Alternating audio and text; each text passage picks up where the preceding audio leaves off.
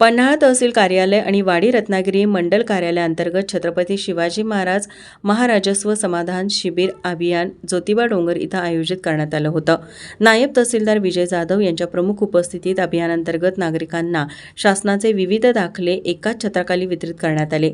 राजस्व अभियानामध्ये नागरिकांचा विविध महसूल विषय अडचणी तक्रारी आणि सेवा गाव पातळीवर तत्काळ पारदर्शक आणि प्रभावीपणे सोडवण्याचा उद्देश आहे।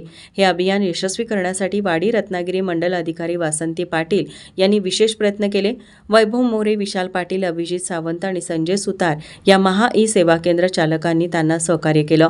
ज्योतिबा डोंगर येथील अभियानावेळी संजय गांधी विभागाच्या नायब तहसीलदार रोहिणी गायगोपाल, तलाठी मोनाली चव्हाण, पी.बी. निकडे, निखिल पाटील, कोतवाल सागर छत्रे, कीर्ती कांबळे, कमल पाटील, महादेव साळवी, मारुती सातर्डेकर, पोलीस पाटील बाळासाहेब कदम, अकीब अगा, लाभार्थी आणि ग्रामस्थ उपस्थित होते।